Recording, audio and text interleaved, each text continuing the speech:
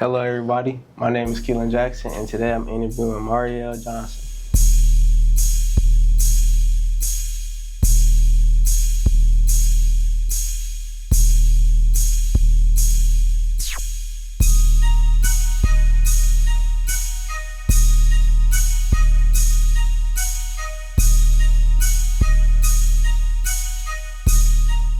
Marielle, please introduce yourself.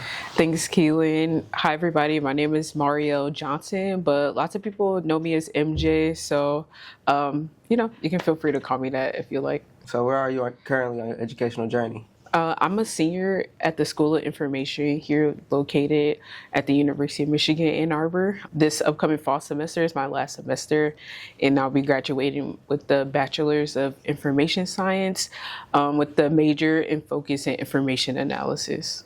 That's cool. So what you plan on doing after that? That's a great question. Well, right now my plan is to go through their accelerated master's program for a year. Because if you graduate with your bachelor's degree through UMSI, then you can do your graduate study within 1 year. And I think that's a great opportunity, at least for myself. I think of myself as a lifelong learner, so I do plan to go back to school and get another degree outside of information, whether maybe it's like business or like a CPA degree or maybe sustainability or environmental sciences. I'm not sure yet, but it'll be something. That's cool. So can you tell me about what brought you here? Like I said, just been a lifelong learner. I'm from Flint, Michigan, like many of you. So I graduated from the International Academy of Flint in 2016. And then after graduation, I was just so focused on making money or getting money because I didn't grow up in I wouldn't say my family was like middle class. I think we had like a gap in education in my family where my grandparents, they went to university and studied to become doctors and nurses. And then my mom and my dad, they didn't go to school to get an education. So it just was kind of interesting growing up because on one hand, I would see like what education and money and wealth could do for you. And then on the opposite hand, I was living like a very much everyday life of many like Flint residents.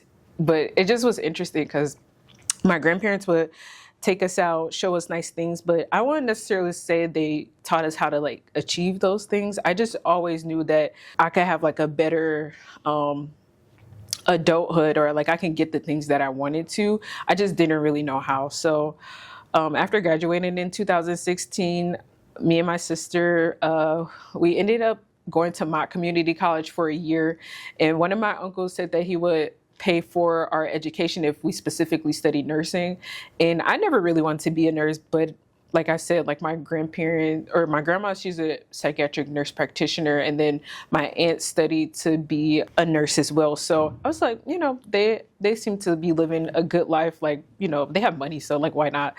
And I studied nursing there for the first year, but I just wasn't good at it. I sucked at a class called Dosage and Solutions.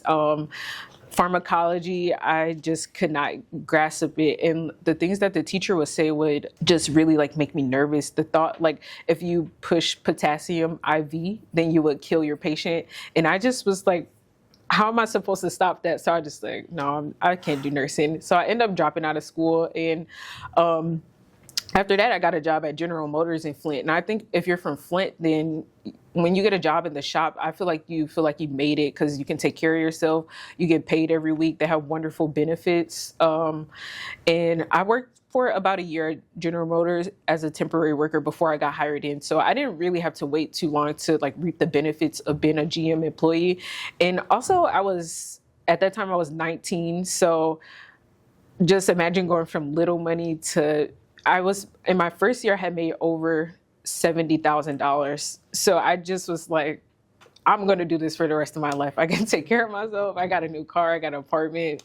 I just was like, this is it. So I stayed there for, I think 4 years. I worked at General Motors and I was content until about the last year and a half. It just became monotonous. I felt like I wasn't using my brain. I also was breaking down my body because it's very strenuous. It's hot. in there. It's a lot of hard work. It can be mentally taxing because there's no windows, so it's not like you can look out and daydream. And you have to complete your work in a certain amount of time to keep the manufacturing line going. So I just was like, I don't know if I can truly do this for 30 years. And I just decided like, I'm gonna go back to school, because I would see people when I'm like on the line helping to build a truck.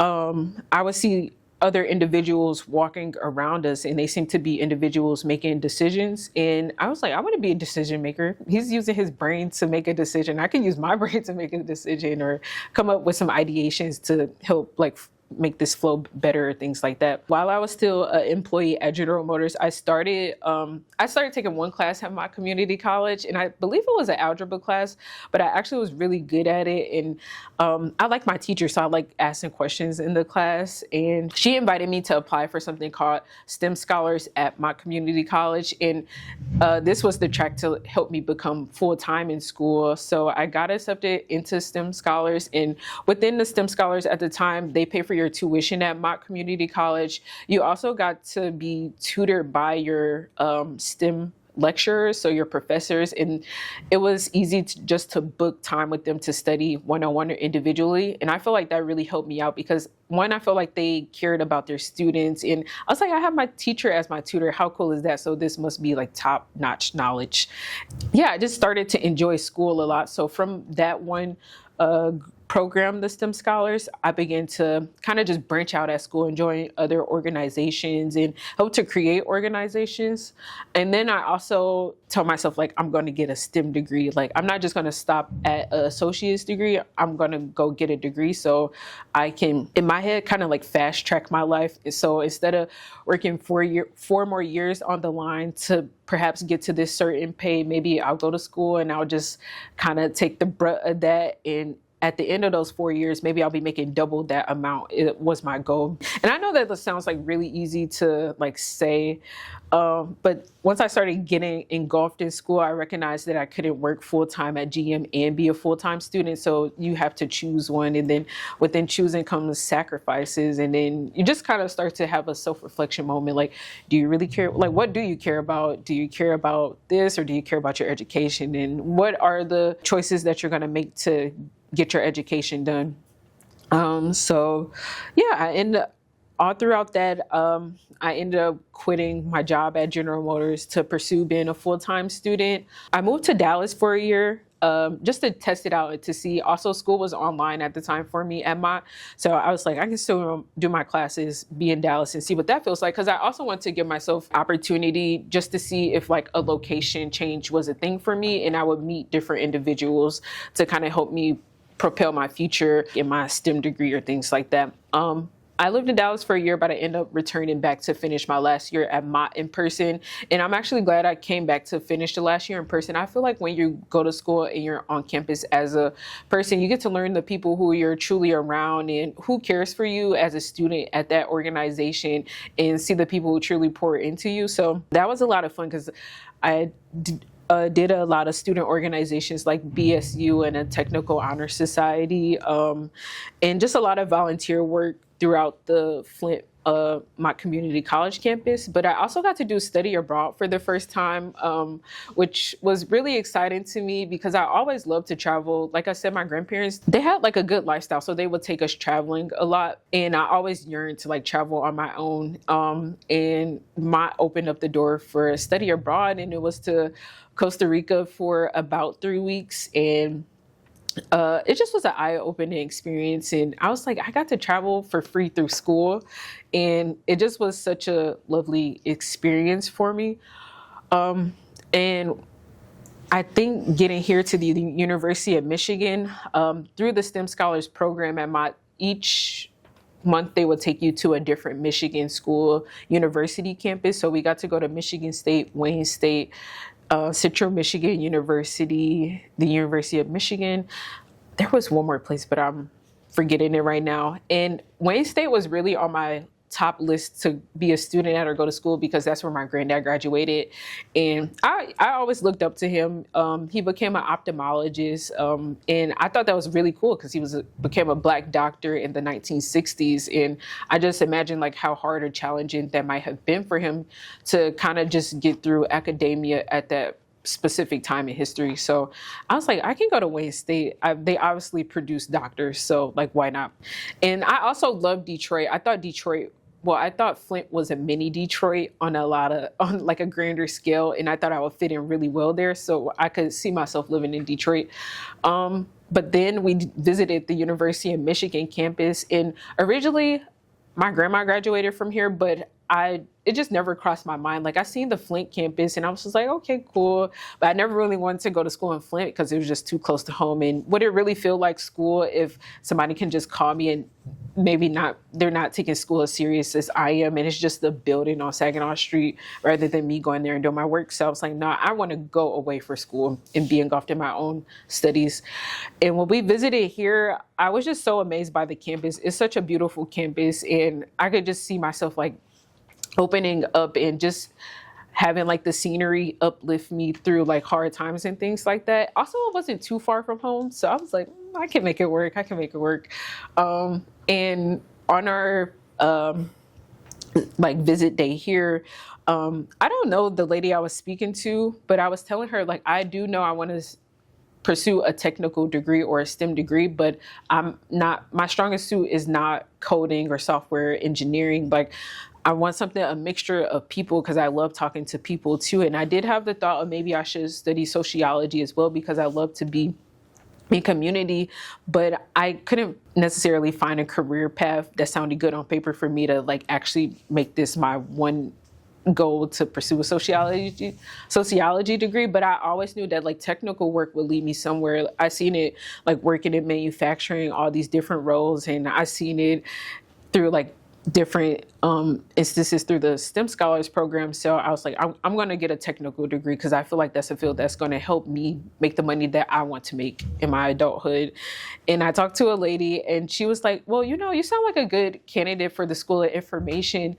And she said their slogan to me. She just said like, their slogan is the intersection between people and technology. And a light bulb just went off in my head and I was like, yep, that sounds perfect. And so after that, I got in contact with the transfer coordinator at the time. Her name was Morgan, and she was such a hands-on person throughout my experience. Even when I was still at Mott, she would schedule times with me to make sure that like my credits were lining up, to make sure like my application is going to basically be complete in time for me to apply to UMSI. And she would answer any of my questions. If I was nervous about how I was going to pay for my tuition here, because when I did see it, I was just like, I cannot afford to go to school here. My parents can't pay for my education. It's like really all up to me. And I seen it and I was just like, this is like a grand scale of things. And I'm not exactly sure if I'm supposed to be here, but I like it. It's nice. I like cool looking things. And so I just really wanted to try, but she really helped me walk through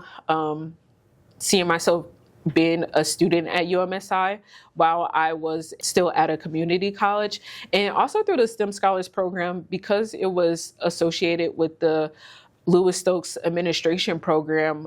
We got to meet different people of that program at different schools. And so they would have a conference each year, and I would get to meet the University of Michigan students that were a part of the Lewis Stokes administration program. And they all were so cool, but they also were Black like me or minorities. And so I didn't feel so strange, because when I did visit here, I was like, it just was in my opinion, a sea of white people. And I just couldn't really see myself. I was just like, I'm not sure if I'm really going to fit in. So, but when I seen them, now it's like, it's possible. And that felt really, really good to me.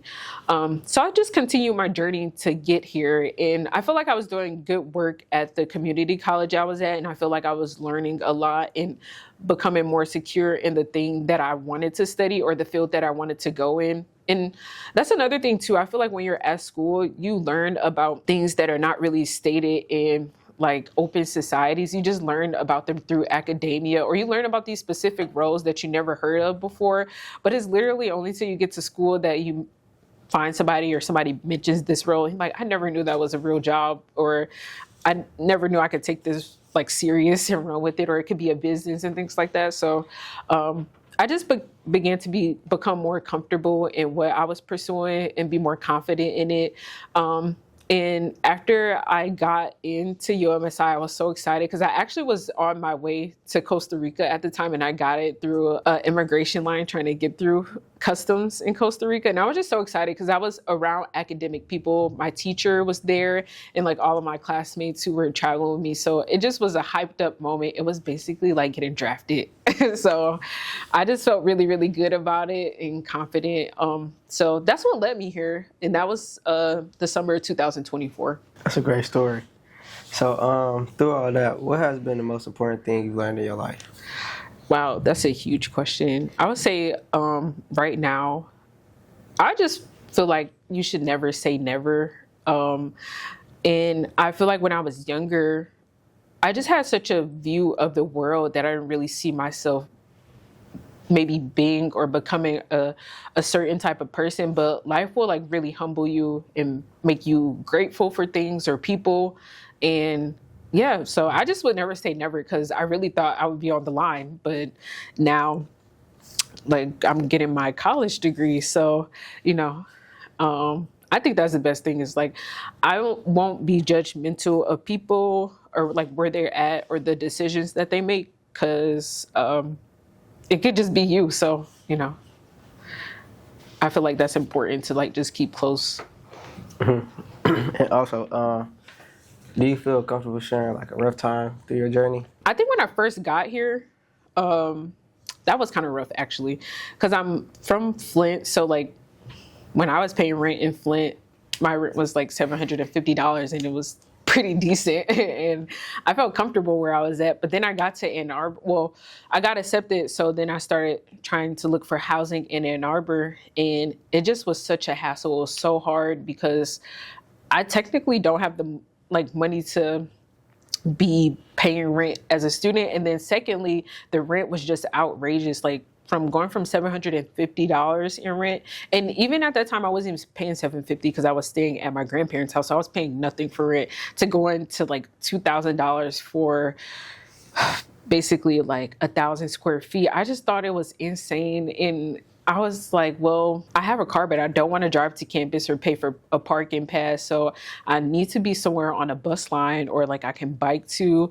And the closer you're trying to live to campus, the more expensive it was. And it would also be things like I would find a fitting place, but then they would have somebody else apply and they would get the apartment before me. So now I have to like restart my search over things like that. And so I didn't secure housing literally a week before school started.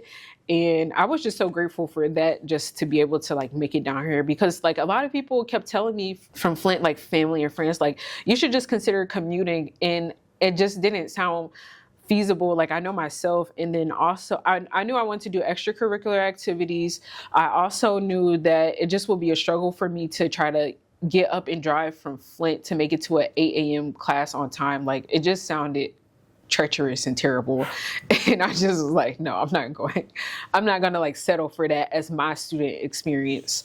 So I just tried my best to find housing. And in the end, I think with people's help, like my grandparents' help, I think they see me trying to really go for my education and grab it. So they were willing to help me a little bit more in terms of securing housing and in, yeah, just me staying on top of it. I just feel like when you're trying to do things by yourself, or if you're the first person to do it as a first generation student, you don't have a role model. Like this is the timeline that you need to be following, and this is the process that you should be doing. And also like basically keeping you on track as an individual or person to make sure like you can really take opportunities when it's time. So I would say that was just like hard. And since then, I've had 2 other friends join me here, and I've just really been like an advocate trying to help them and be a voice to tell them like to start things a little earlier.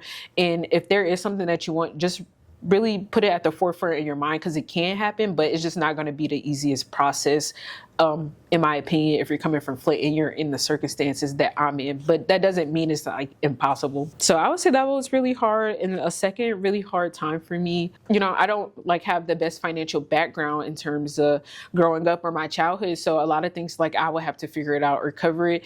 And I ended up getting a job in my third semester of being at UMSI. So I'm a junior at this time. Well, actually, I'm a rising senior. And I just needed pocket change to like help pay for other bills like light bills or the Wi-Fi bill. Because through financial aid, they'll give you money to cover your rent, but it might not be enough to like actually sustain your living. So you have to figure the rest out. And it will be little times like that. So I ended up getting a job at downtown Detroit Apple. And I just would say like that wasn't the best decision for me because the schoolwork was so heavy for me in my senior year. And I would have to put a lot more work in, maybe outside of some of my other peers, just because I was exposed to coding a little later in my academic career. So it's not like I had a strong footing in it. And that mixed with trying to work a job, even if it was part-time, I really needed all those part-time hours of working that job to actually be studying and learning my material and making sure that I could pass my tests. And I just wasn't doing that. So I was like splitting my time between work and school, and it still wasn't paying off. And I had to end up dropping one of my classes. And I just became mentally tired and drained, and I had no energy, and I probably was depressed. And I just didn't feel good about myself, to be honest. I feel like I had made it here, but I'm failing here. And it just didn't feel great. And at the end of that semester where I had to drop that class, I just kind of made a plan to like change my trajectory of that because I knew I had to retake the class in order to continue my graduation journey into UMSI. So I was like, well, I'm going to take the class again. I have to have a different plan. It's not like I can take this class again and try to continue working this job.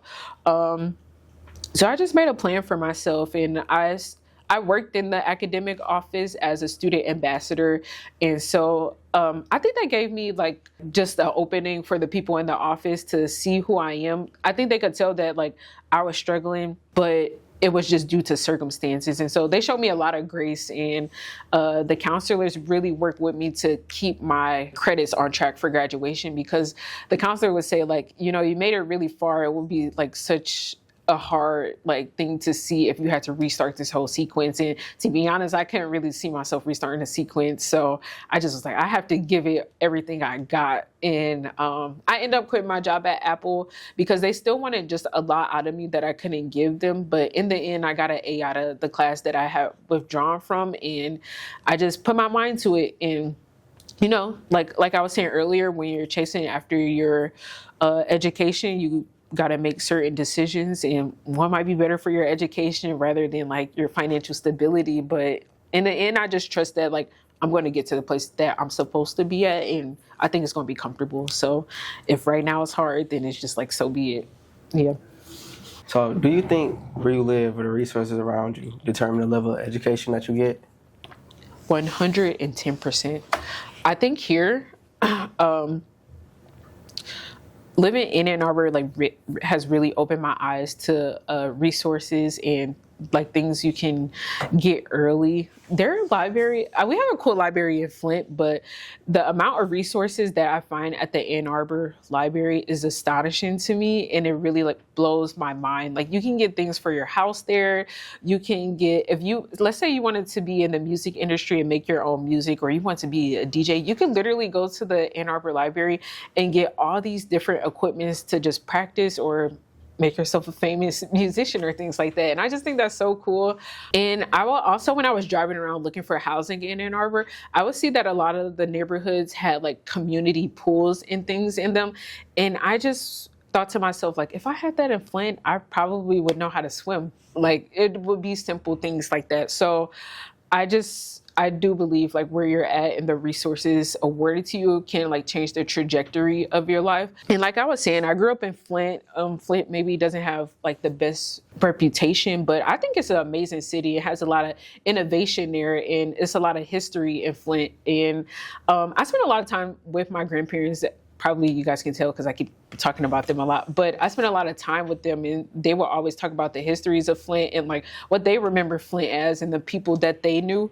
Since I had them, but I like to be in community, so I would hang out with my friends and stay connected to them, and I could just see how like different opportunities would have helped us or molded us into different people, or if we were just exposed to things a little bit earlier, like what could that have really done for us and like changed our life, and where would we be at? I think it can change like how you like where you will go in life and the things you will see and the people that you will meet.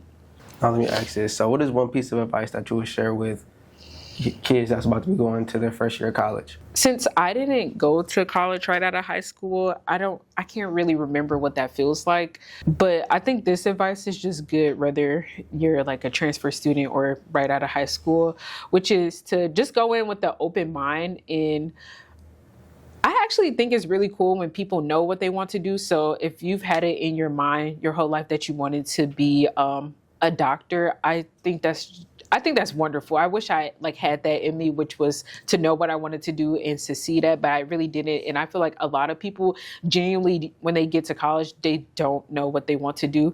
But I would just say like find fun electives when you're in college that you want to pursue, because that's how I really found out like what I like and the type of people that I want to be around. So I would say find things that are like whimsical in terms of electives. Like I did yoga for 2 semesters, and at first I was like, I'm just gonna tie the yoga class in so I can have some fitness inside of my journey here, because I wasn't making it to the gym. But now my yoga practice is a practice that I do every day, and it's like literally intertwined in my life, and I don't see myself not practicing yoga. And I genuinely wouldn't have been exposed to that unless I took that elective. Yeah, so I just say find cool electives. I think like electives can like show you things that you dislike or don't like. I even took a video games elective, and it was called the intersectionality between gender, or this intersection between gender, sexuality, and race inside of video games. And I'm not necessarily a big video game play person, but it was just so cool to learn the systems of video games and who's building video games, and like how that could actually be a job, and who's like running that sector or industry, and then who are the consumers of that sector and industry. I just found it so entertaining. You know, I think it can open your world. Like these electives can open your mind, make you more expansive. So that's my advice, is to, I mean, you'll go in and you might have an idea, but use your electives to find out if there's something like you're leaning more towards, or, you know, you're not. All right, thank you. Yeah. You pretty much answered most of my questions. You got any questions for me? Well, you're going to be a first year student at CMU, so how would you like say that was good advice about the electives? Yeah. Okay, cool. Yeah, actually, I will use that advice. Okay. So. Okay, cool. Thank you. Yeah, but I don't have any questions. All right. Well, thank you. I appreciate no you problem. for doing this interview with us. Yeah, thanks for having me. Yeah, so like I had traveled internationally, but not by myself, but without family. So, and then it was a trip, and we lived in with the host family. So that was also different for me, because it just wasn't structured as a vacation where I'm at a hotel and I can do this and that. Like I very much had a very set schedule daily, and it was traveling but differently, and I was really learning people at that time, because I got to live with the host family who lives their life every day in Capos, Costa Rica, and we got to eat everything that they would eat daily, and shower how they would shower, or rest how they would rest, and just do things like them. And I found that really interesting, because sometimes when you travel, or I'm learning now, it's like when you travel, you don't really like actually get a true glimpse of where you're at. You just get the tourist glimpse, or like the like great things about that place. But like when you self-engulf into a trip around actual people that live there, then you experience something different. And then that kind of like catapulted into me doing study abroad at UMSI. And I did study abroad through the School of Information. I went to London from January 2025 to May of 2025. And I spent the whole time there. I didn't travel back and forth. I went alone. And I actually had an anxiety attack on the way to the airport because I was like, wow, I don't have a return ticket. I'm going here alone. They drive on the opposite side of the street. All I knew is that they spoke English, but it was different from mine. And I know I had a place to stay when I got there because I kind of set it up through the school and everything, but I just knew it would be different and a interesting challenge and like for myself because I'm going alone. I'm experiencing new people alone and I'm just trying to see how it's going to affect me. And that turned out really good. I made like lifelong friends on that trip and I'm yearning to get back to the UK just to see their faces one more time. And I just learned a lot about us as Americans. I was there when TikTok got shut down in America, but they still had it in the UK. And just to see like the frenzy of all of that here, or Donald Trump being elected as president, like while I'm there, he has his inauguration and things like that. And just to hear their commentary on Americans as a people was very interesting for me. And I just got to like learn about like us as an American people, but also myself as a Black person inside of a world and Black people worldly, because like colorism is a world-class issue. So you just learn how it affects different societies. Like maybe in the UK it's more classism than racism. I think a lot of times there I would feel like, oh, maybe racism doesn't exist, but that's a lie. It's just like in terms of where I was at in the class of people that I was surrounding myself with. And that could very much change depending on if I was going through a different class system. And so I just started to like recognize that. And it just gave me like a chance to become a little bit more empathetic with people and myself and showing grace. And that also encouraged me to learn a little bit more about my history as a Black American. So I came back and I took Black American literature and history. And that was just such a wonderful class because you learn so much about, once you learn about your history, you just learn so much about yourself and the trajectory of like where we are. And you just start not to blame people and you just understand that there are like our systems in place that they're living under that they really never had a chance to get out of. So all that turned into that. Yeah, from the trip to Costa Rica. Yeah, so I was really grateful for that. I would love to, I still want to travel. I want to travel like so much. I would love a job. Like, I think to myself, I would like a job that travels maybe like 30% of the time. Just because I love talking to people. I can definitely find a connection anywhere that I go to. And I think that's a really good skill to have, is to be personable with people and build relationships with them. And to know that they're different from you, but you guys have some common ground as humans. So I think that's very powerful. Education has changed me as a person.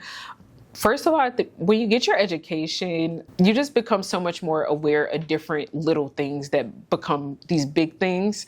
And then also, I feel so powerful having my education. It's something that I chose to do for myself. And once I get my degree, that's something that nobody could ever take from me. I'll have my bachelor's degree, and that's going to feel so good to me. For me, it's a sense of accomplishment because it's always something that I wanted to do. I just never really seen a straight path forward road to get there. And it took a lot for me to get here, but I'm so happy that I did it. Like, I wouldn't change any of what I've done for the one moment of like walking across the stage and just like really feeling that. And also, I think my journey to my education has just opened my eyes that like there's always pivot areas. Like, you can always change what you want to do.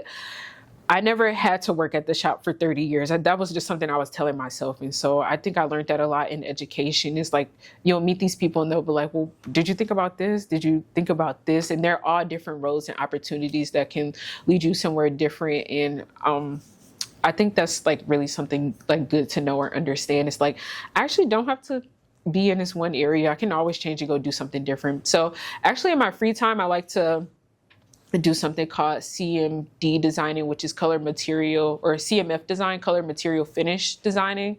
And I found this school in Detroit, which I'm actually a fellow this summer, and I'm helping them to create, kind of based off of my UMSI education, which is to create a digital database of all their materials. They have over 3 studios inside of this one school, and this one school called PLC Detroit, they help to funnel students inside the footwear or apparel industry, and they'll partner with huge brands like Hoka, Nike, Merrell, things like that. And these students actually become footwear designers or CMF designers or apparel designers. So this summer, I'm helping them to create a digital database of all their materials. And right now we're working at one studio. It's called the Gym Studio, and it's their footwear studio. And you can make a shoe here. And so, like inside of this studio, I haven't gotten to the end count of how many materials, but I just went through one category. So we've categorized all the materials into different categories. So we have leather, textile, synthetics, and then we have novelties, which are like these different categories of fabrics. And I just finished the leather category, and they had over 120 leather materials to build a shoe. And so they wouldn't have known that if I didn't go there and start a digital database for them to quantify their materials. And basically through this quantification, they can do things by making better marketing tools that will help their school be more appeasing to students, to say like, you can have all these different options to build a shoe or to build some apparel, but also like this digital database for the materials will just help to basically like keep an archival system of the things that they use to build out these different designs and things like that. And so it's just fun using like something fun that I like to do in my education. I didn't know it could like be that hopeful, but you'll find like the places that you want to be and need to be and help to like grow that into something big or fun. Yeah, so I think that's exciting. But yeah, so that's been a lot of fun. Like maybe one day I'll be a color or like a CMF designer somewhere, and like color lives everywhere. So you can have a job at like Lego, Stanley Cup, General Motors. You can literally have a job anywhere that basically applies colors or finishes to things. And I feel like that's something you don't get exposed to until you're like in these certain types of places. So that's a school, so it's academia, but like you wouldn't know that until you get exposed to that certain type of academia. Yeah, and I feel like that's based off of resources as well. Yeah, like you were saying, I'm a student, I'm a friend, then I'm like a girlfriend, and then there's just things that I want to be for myself too. So, like I wanted to be more health forward and maybe like be like a gym person or things like that. Or I wanted to do, well, it's still one of my goals is to be a public speaker. And that's like something I'm still working on because I feel like that takes practice. And I feel like juggling all of that, if you stay true to yourself as a person, I really didn't have to work too hard to kind of juggle these different identities because like I'm just myself everywhere that I go. So like I'm in UMSI, there a lot of people know MJ, and I'm going to be like this for majority. Like, I don't think I really get out of character too much. I think it takes a lot. And I feel like you learn that just by dealing with people or like situations inside of your life. But I feel like you just stay true to yourself and you care about the things that you care about, and you know, they'll make a difference in your life, in someone else's. Then I don't think it's like really too hard to juggle who you are. I think sometimes it's hard to be you in certain spaces, but that doesn't mean you should change. You should just kind of embrace that. I don't think it's going to be easy all the time. I don't think life is easy. So I just kind of take it as like a challenge. Like, and also some spaces are just not for me. So I'm not, some places you do need to like force things, but some places you don't. And I think that's like, that just comes with like a self-understanding, you know? So I like to, my grandparents, they would do stuff when we were younger. Like we couldn't have our phones out at the table. And so you either had to have conversation or you didn't. And sometimes it wasn't when we didn't have conversation, it wasn't awkward. So I know how to like sit in silence a lot and just be okay. But I think that bothers people, or it makes them feel awkward.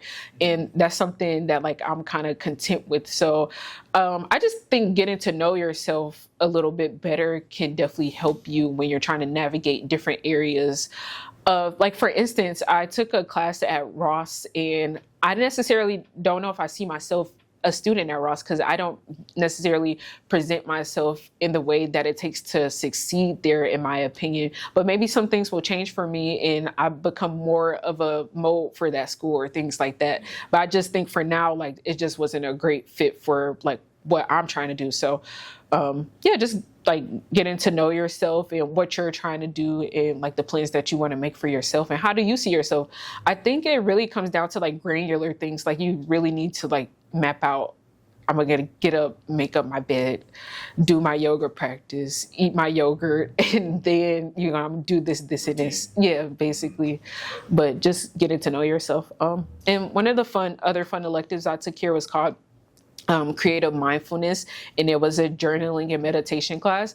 And you literally just had to get up and journal and meditate every day for the class, and that just brought so much like confidence into my life, because I'm talking to myself, I'm meditating with myself to know like the things that I care about. And so I just feel like different practices of like knowing who you are can make you feel 100% confident, to where you don't think you need to change for people. You can just be yourself. Yeah. Because I feel like a lot of people face that, where they feel like they aren't the make or the mold, so they're trying to change themselves, and it causes them to be like people that they're not, or doing actions that don't really like suit who they are. So yeah, but once I feel like you get a grasp of that, then you'll be okay. When I was in London, I wanted to get back to America so bad, to have variety, especially in the grocery store, because like they have these little shops and whatever's there, that's what you can get. Like sometimes I would grocery shop for my week at my dorm, and I would have to go to 3 different stores on the block to like find what I'm looking for.